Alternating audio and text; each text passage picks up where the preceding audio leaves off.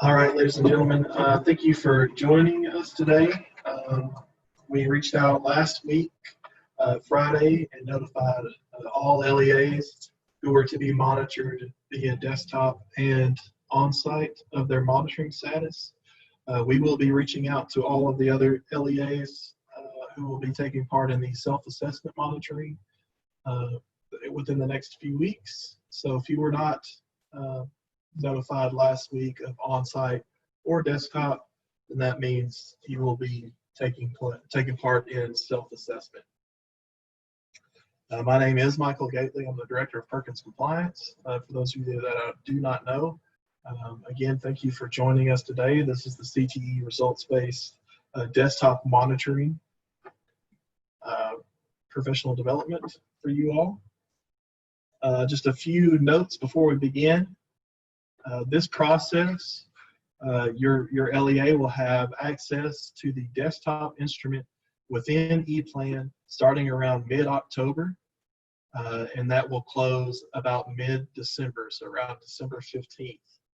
You'll have between approximately October 22nd and December 15th to complete your monitoring instrument. Today, we're going to go over the monitoring instrument as it looks in ePlan. This is a test platform that I am in right now, but it should look very similar to almost exactly like you see when you start completing your instrument in ePlan. So just you'll sign in just like you normally would as a CTE director, like when you're going to look at your Perkins local application.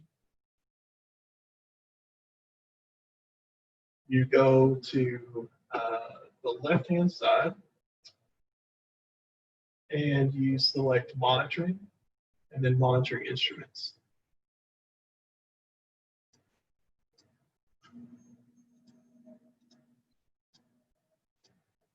Once you click that, you will go to, you'll have a screen that will show your monitoring instrument type, and only one should show up, the one that you are chosen for, and then you can select that, in this case, desktop monitoring. You can see that this is in draft started. This is Bedford County here, but that's just chosen at random. Our platform designer just chose some LEAs so that we could test to make sure the instrument is working. So that doesn't mean anything. But draft started there is what this is in. You'll see the selected school. You have the ability to select a school. We will upload or take care of the schools that will be participating. We'll have those in this drop down. It'll be your responsibility to have individuals at those schools, if those are separate individuals, to complete that portion of the monitoring.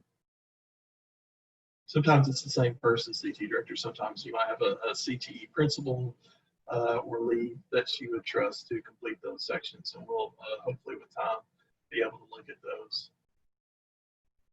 Before we get started too, I will point out that we will be sending out some additional resources in the coming weeks. One of those we plan to send out is a PDF version of the questions and required evidence for these pages. So you'll have that ahead of the instrument release. That way, if you want to go ahead and get started on that kind of thing, you can do that. So the first thing we're going to look at is the intro and overview of the monitoring process. These first several sections here, I'm going to only spend a couple of minutes on so that we can get into actual questions and required evidence. So this walks through the requirements of Perkins 5 and the reason we do monitoring. It talks about the tiered process and how districts or LEAs, are chosen to be monitored through risk analysis. I do want to reiterate that for those of you, so everyone knows that we do choose LEAs to participate in results-based monitoring via risk analysis. There are several categories that determine that. Both we talk about fiscal and compliance. For example, some of our sections or categories that we had were CT director attendance, 5% towards PD as far as allocating that in E-Plan. Reimbursement requests in a timely fashion, expenditures quarterly, all of those things, as well as others. So it walks you through the monitoring process from the identification and how we do that. We have data collection, communications, school selection, how we do that, preparation, on-site visit. Once you go ahead and that shouldn't be in there, but it's desktop. Exit, and then follow up and technical assistance, and then closure.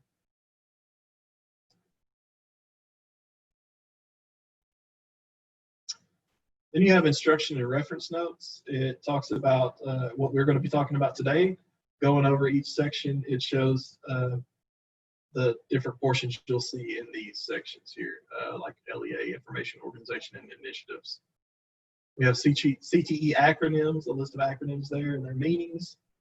Visit participants and information. TDOE will be completing that. We'll get all of the parties that will be taking place, or excuse me, participating in your desktop monitoring. We'll include that there, as well as the TDOE staff that will be participating.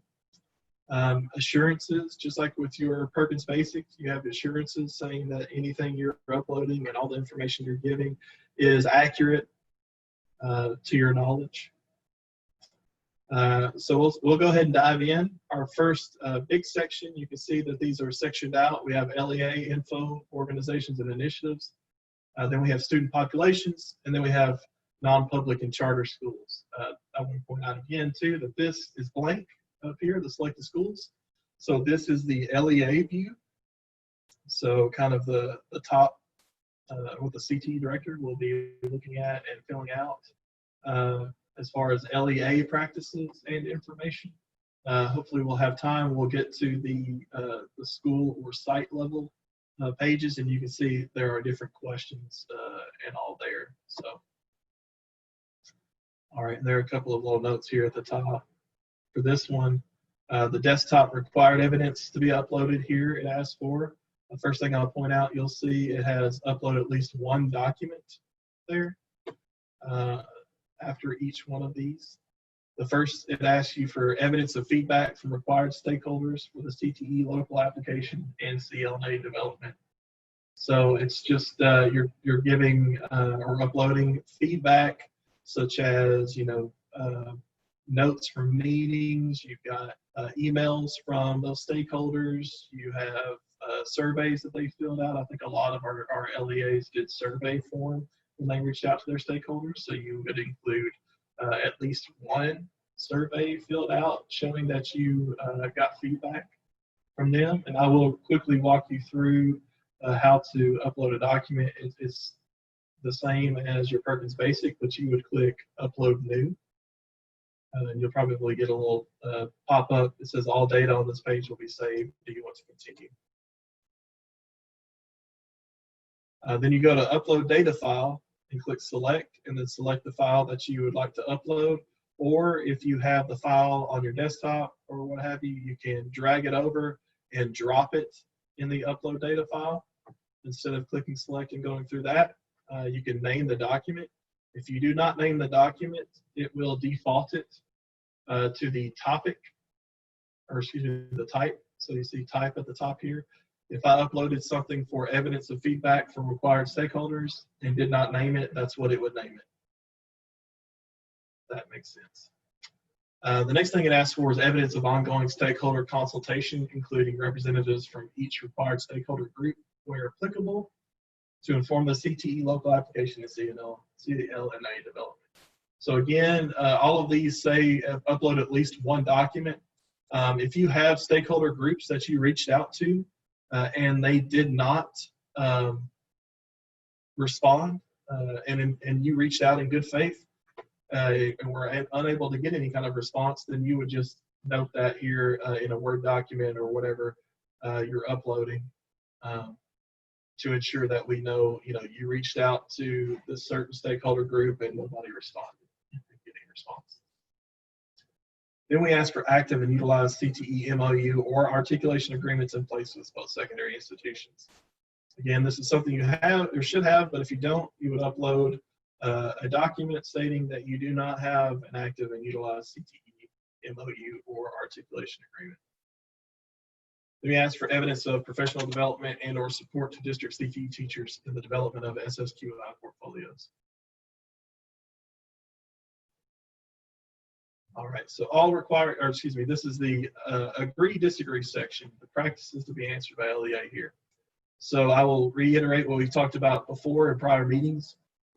If I read this question and my LEA does or does not do this or whatever it is, the question, you've got agree or disagree. If I agree with the statement there, I would click agree and then move on to the next question. If I disagree, I would have to put a response here, or when I go to change the status of my monitoring instrument to draft completed, it would not let me. It would give me a validation error saying that I'm unable to complete the draft. So this first question is, all required stakeholder groups as outlined in Perkins 5 were consulted on the creation of CLNA and local application. As you see there, if not all groups were consulted, please select disagree and justify why. So a lot of you may be selected disagree, and we reached out to X stakeholder group. We reached out twice by email, once by phone, or whatever it is. We were unable to get in contact with them, and that would be a reasoning for why. And that would not be a finding of noncompliance since you did your due diligence there. The LEA collects CTE follow-up data to measure each of the following scenarios regarding CTE concentrators. You could read through the rest of that, but that goes along with the Perkins 5 and the definitions within.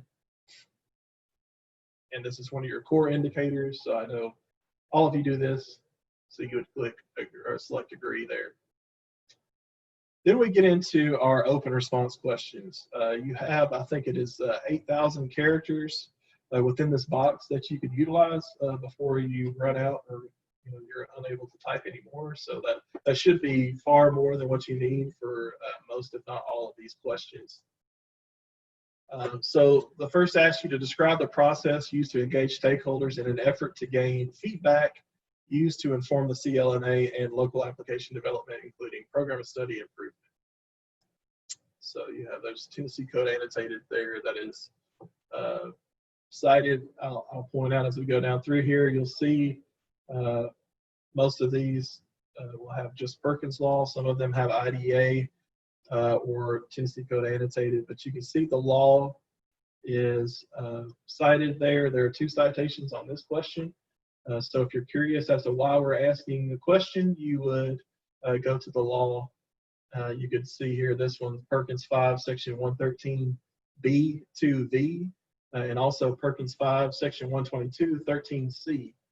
Now there are multiple citations on a lot of these, and there could have been more added, but just to give you a good understanding of why these were being asked, I wanted to include that. What program of study does the LEA offer that is in support of non-traditional career fields?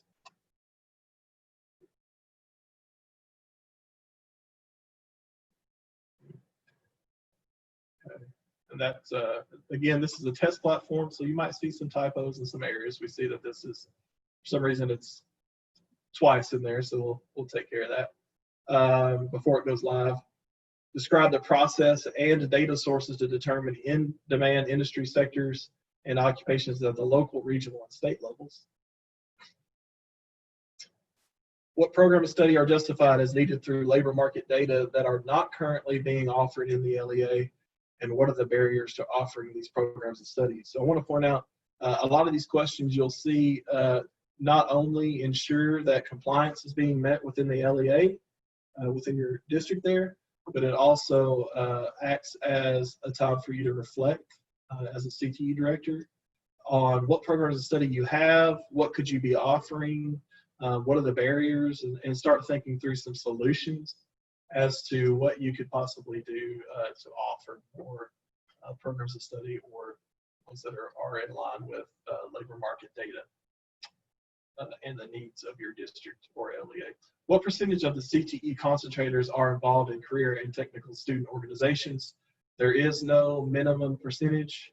We just want to know this as a part of when we talk about CTSO participation in Perkins 5, but also, again, for you to be able to look as a CTE director and kind of analyze where you are and maybe some strategies of what you could do or your teachers could do to increase participation in CTSOs. As we spoke about, we all know CTSOs are really a gateway and help students to understand content that they're going over and how to increase participation there. Describe how the LEA plans to increase work-based learning opportunities for CTE concentrators. That is one of your core indicators that was chosen in Tennessee, was work-based learning participation. So you should have strategies in place on how to increase work-based learning opportunities for CTE concentrators. Your last question there, describe how the LEA utilizes the CTE follow-up data collected from the CTE concentrators after graduation from secondary school.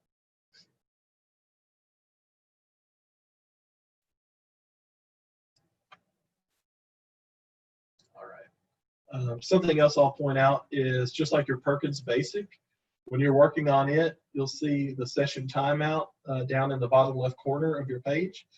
As you work, that will continue to count down until you save by usually moving to another section, or if you click on one of those upload new links, it will also save the data that's on that page so far.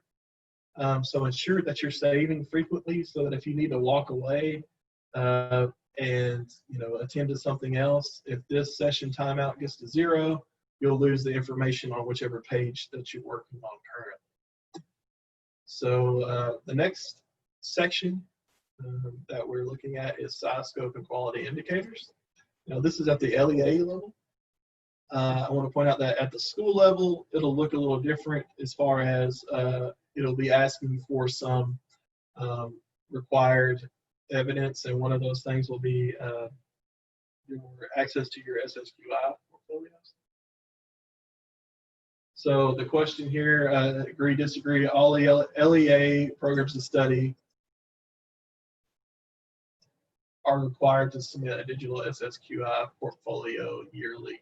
So you would agree, disagree there. CTE teachers and applicable staff are provided ongoing and sustained professional development and communications regarding SSQI portfolios. Agree, disagree. And then you get into your short answer, short response here. How does the LEA ensure that the programs offered are approved programs of study with sequence courses that meet the needs identified by the local advisory council and align to local and regional employment opportunities? I'll point out too, while we're looking at these, that you'll see all your normal things that you would see, like on your ribbon at the top of a Word document. You're able to change the color of the text, insert links, hyperlinks, bullet points, underline, italicize, bold, all of those things. You can also copy and paste if you work ahead and answer these questions, let's say in a Word document, and you want to do that prior to the instrument opening, or if you're working on it away from, maybe you don't have internet access, you can do that, and then you can later copy and paste your answer into the question. I just caution you, if you do that, to ensure that you're copy and pasting the correct thing in there. All right. Describe data and or evidence the LEA uses to advise CTE program heads as documentation to show that a program of study is justified as meeting local employment needs. So you describe what data or evidence that you use in that case. How does the LEA ensure that schools are offering CTE courses and programs of sufficient size, scope, and quality? And what evidence is required in SSQI portfolios and justification? Again, because we've gotten these questions, I want to also reiterate this as we're talking through. Remember, when you have developed your local application, when you did your CLNA and all of that, that was in the past. So we are monitoring what happened over the course in between you developing those things and setting out your plan and the end of the school year for FY20. So we are monitoring what actually took place, and your answers to all of these will be in accordance to that. Describe data and or evidence. So we already looked at that one. How does the LEA ensure that schools are offering CTE courses and programs of sufficient size, scope, and quality? And what evidence is required in SSQI portfolios and justification? How does the LEA ensure that CTE educators are of high quality? What does your LEA consider to be a high quality educator, and how do you determine that or ensure that those CTE teachers are high quality? Discuss PD opportunities provided to CTE teachers to improve educator quality. See, there are several citations on that one. And I apologize for moving a little fast, but we're short on time with a 45-minute session. I just want to ensure that we get to all, if not the majority of these here. So this next section is effective educators. This one does have some documentation in it. It wants you to upload here. Again, upload at least one document, or you might see a different number for some of these. Procedures for recruiting and retaining educators, including recruitment and retention of teachers considered non-traditional in their fields. So procedures, how do you do that? How does your LEA do that? Initiatives and or supports for new teachers.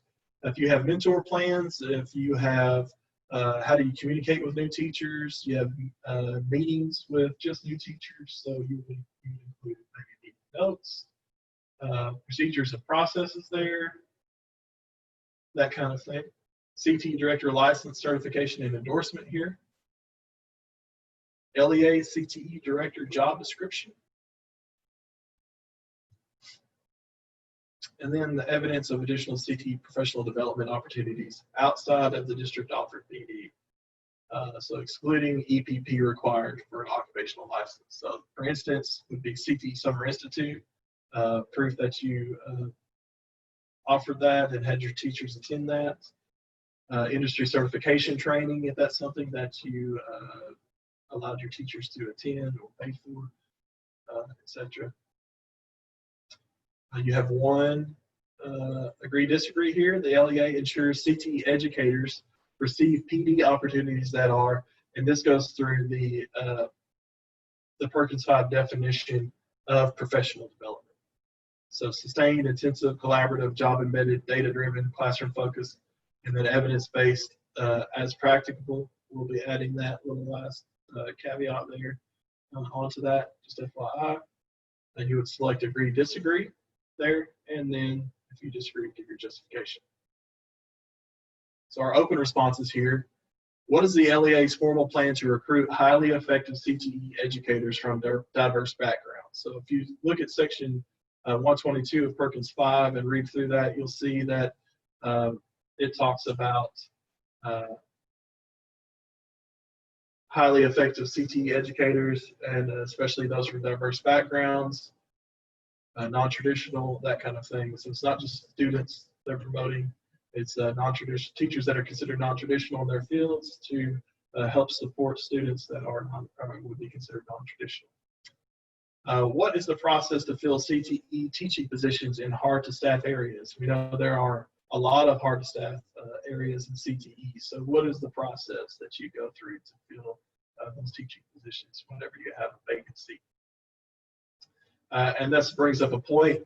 I want to go ahead and remind you, just because you may not have had a teaching position in a hard-to-staff area that became vacant last year, you'll still need to answer this question because those processes and procedures need to be in place yearly whether it's something that you've run into yet or not.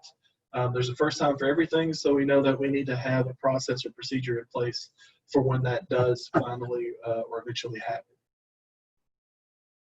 Describe any agreements or partnerships with universities or prep programs to identify and attract potential CTE teaching candidates. Then you're going to describe any other LEA obligations outside of CTE director duties for which the CTE director is responsible. So just like with Perkins 4, that's something that we asked for there. What is the process to determine the effectiveness of professional development? As you can see in Perkins 5, there's a lot of talk about evaluating professional development and ensuring that it is of high quality and that it meets the definition of PD as set by Perkins 5. Describe any training CTE teachers receive on providing access to CTE curriculum to the maximum extent possible for all children, including those eligible for special education. Now I want to point out too, as teachers receive this professional development, some of these, unless it says otherwise, do not have to be CTE specific, so only the CTE department is what I mean. It could be where you have in-services and your entire staff is taking part in professional development that meets these parameters, then you can also discuss that there. Describe the professional development provided CTE educators, special education professionals, and paraprofessionals collaboratively with general education personnel. Same there. If it's a district-wide, you could also describe that there. Where possible, we want to see you talking about offering these things to your CTE director or CTE teachers directly. Describe any specific CTE professional development opportunities in addition to the required district PD. So this could be you're sending your CTE teachers to maybe an industry certification PD, or probably this year, most of them will be virtual, but anything additional to what is required, that's what we're asking there. So that's the end of that section there.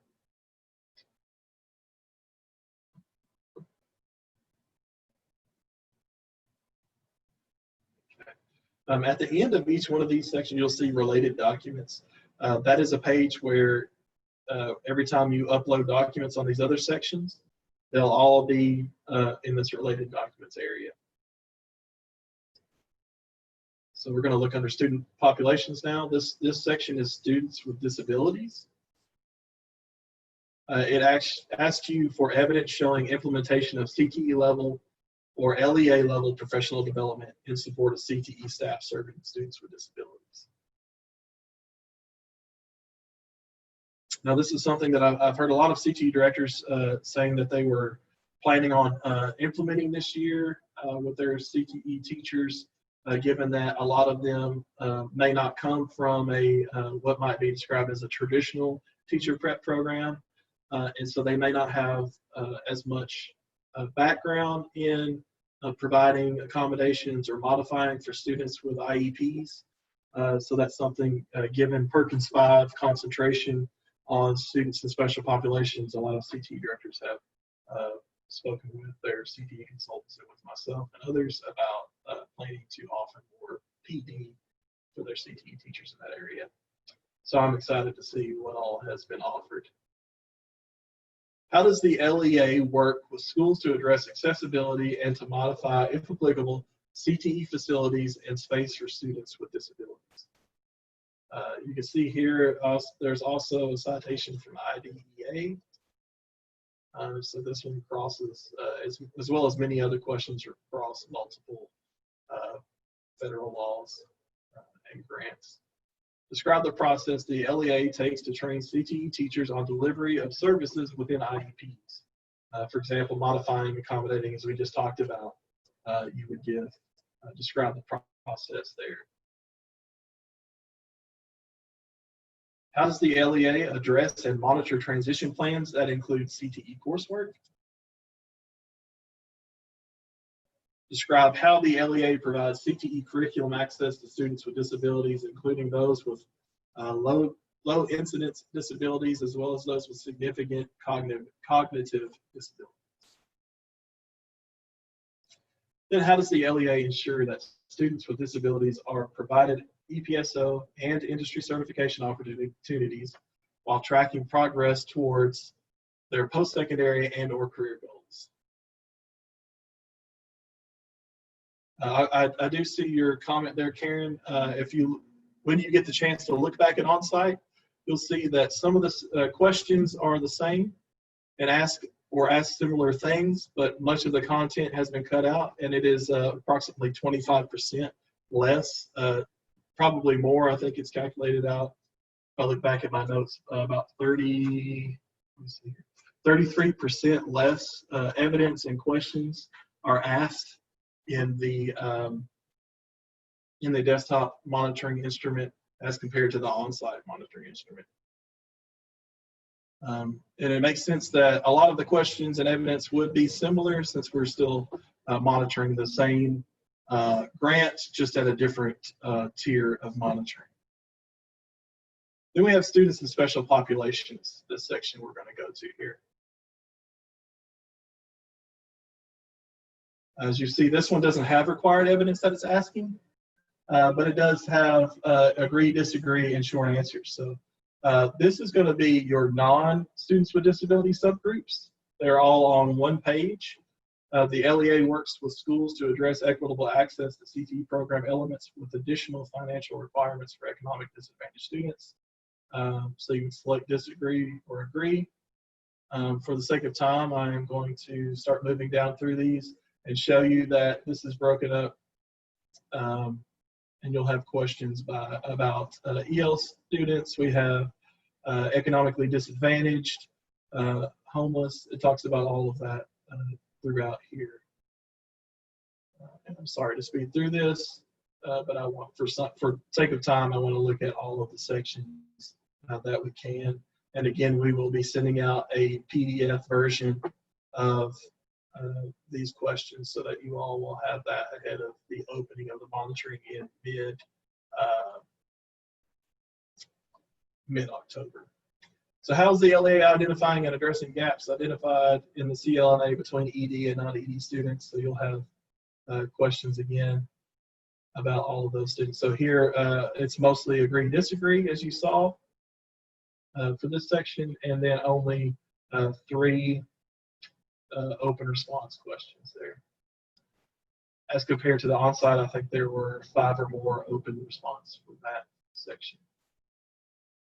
And they were broken up by each subgroup. So you have equitable services to non-public schools and charter schools. We'll click on the equitable services to non-public schools quickly. Charter schools will not pertain to a lot of you, and I'll tell you what we're going to do in that instance, but it asks for evidence here for non-public, evidence of communication and or consultations such as agendas, sign-in sheets, registered mail receipts, or email, whatever, however you were able to reach out to those non-public schools. And then other CTE-related correspondence with non-public schools that ask for there. Contracts or MOUs between non-public schools and the LEA to provide CTE services. Again, if you lack any of this evidence, you would upload a Word document or something stating, or scan, written statements saying that you do not have this evidence. The LEA makes at least one documented attempt to communicate with all non-public schools to determine which choose to participate in equitable CTE services. Agree, disagree. You go down through there and do that. Answer that. You have more agree, disagree, a couple more there, again, pertaining to non-public schools. So for those districts that have charter schools, we won't select this, but there is an NA at the top. We have the ability, TDOE has the ability to select that. for districts that do not have charter schools, and we plan on doing that so that if you do not have a charter school, you will not be required to upload any of this or answer any of these questions here. It will all be grayed out. You'll be able to view the page, but you won't be able to click in there and answer anything. So I wanted to show you the school level sections here. So you'll notice that they call it site level here. This section wasn't here before. You can see all the other sections we just looked at the LEA level, but in addition, you have one that pops up right here in the middle that is school level monitoring. So I'll click on the first one, school level or school leadership info, awards and initiatives. And you'll see it asks for things like CT advisory council meetings, invitations or evidence of an attempt to invite stakeholders. So your CT advisory council meetings, minutes or meeting notes. Okay, so if this was held virtually, it asks you to discuss all of these things, whether in person or virtual. School level CTE parent stakeholder feedback. They're one of the stakeholders that you're required to get feedback from. So we ask for that there. Examples of parent and student notifications of CTE course offerings and programs of study. That's program of study fair notices, email notices. You could upload the student handbook if they're listed there as well. Evidence of CTE teacher feedback to inform comprehensive local needs assessment. Then we have programs of study teachers regularly connect with their program advisory councils to seek input on technology and industry needs in the classroom. They should be connecting with them regularly, and that doesn't have to be in person. Again, that could be by a phone call, that could be by survey, email, however they reach out, or in person if your school is doing in person at the time. Again, agree, disagree there. I didn't point this out earlier, but there is a box at the bottom of each one of these that you can check your spelling if you wish to do so. The LEA collects CTE student follow-up data. Agree, disagree here. You see some of the questions will be the same or similar between the school level and the LEA level. That's because we know sometimes or many times it may be a different individual at the school level that will be answering these questions or that is responsible for these duties at the school level. The annual professional development plan is followed and implemented per the approved local plan. Then it walks you through these open response here for desktop. What kind of class schedules utilized as for traditional, block, or hybrid? Outline the process to schedule CTE course offerings to increase student success. Describe the types of support provided to students and families through community services and/or partnerships. What's the process followed to solicit teachers' input for the CTE Comprehensive Local Needs Assessment and the CTE local application?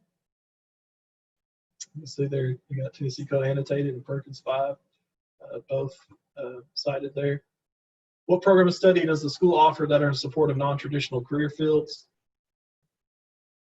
Describe CTE activities to engage families that are scheduled and held throughout the year. That could be program of study fair.